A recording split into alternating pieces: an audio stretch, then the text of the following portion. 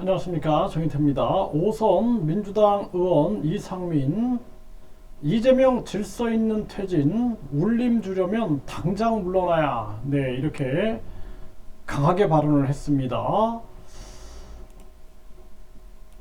네, 이상민이 이재명 질서 있는 퇴진, 울림 주려면 당장 물러나야 한다. 네, 시간 끌수록 당도 이 대표도 상처다. 네, 이렇게 한국일보에서 발언을 했습니다.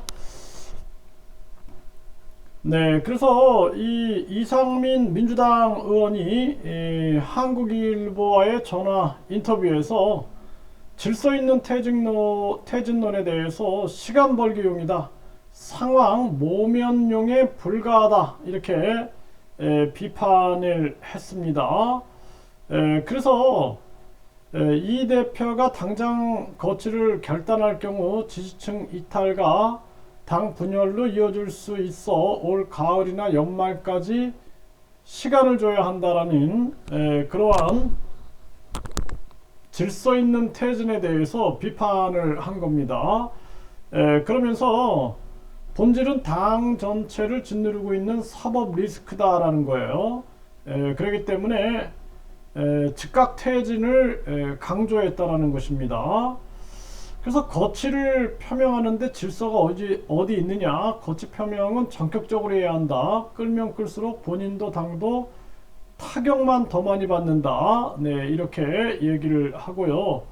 조속히 사퇴해야 한다는 말인가에 대해서 그렇다라고 얘기를 하고, 이 대표가 설사 결단을 하더라도 국민들에게 주는 울림이 크지 않을 것이다. 국민들이 미처 예상하지 못했을 때 전격적으로 해야 국민에게 울림을 줄 수 있다. 시간을 끌면 끌수록 이 대표에 대한 원한만 쌓일 것이다. 질서 있는 퇴진론은 당도 이 대표도 멍들게 할 것이다. 이렇게 얘기를 했습니다. 네, 그러면서 이 대표 지지층까지 전부 결집해야 내년 총선에서 이길 수 있다는 주장, 여기에 대해서도 별 효과가 없을 것이다. 총선 승리를 위해서는 작은 것은 내려놔야 하는 법이다. 네, 이것도 저것도 안 놓치려다가 다 놓치는 상황이 벌어질 수 있다. 네, 이렇게 얘기를 했습니다.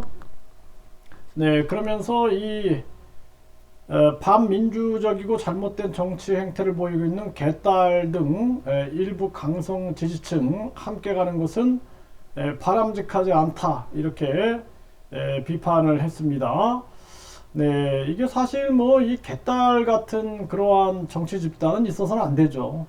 네, 그래서 우리가 합리적이고 그리고 이성적인 판단을 가지고 정당이 끊임없이 토론하고 자기 표현을 할 수 있는 곳이 되어야지, 그냥 한 목소리로 일갈한다라면 그 북한이나 다른 게 없는 거죠. 그렇기 때문에 이러한 비판이 온전한 비판이다라고 생각이 들고요. 그리고 이 이재명 대표 같은 경우에는 사실상 가장 중요한 것이 사법 리스크를 빨리 해소시키는 겁니다. 그래서 이제 그 대선 오늘도 보니까 차기 지도자 후보로 1위가 나오고 있는데, 그런데 가장 중요한 측면들이 사법 리스크단 말이죠. 과연 이재명 대표가 사법 리스크 속에서 계속 지지율 1위를 유지할 수 있겠느냐라는 거죠.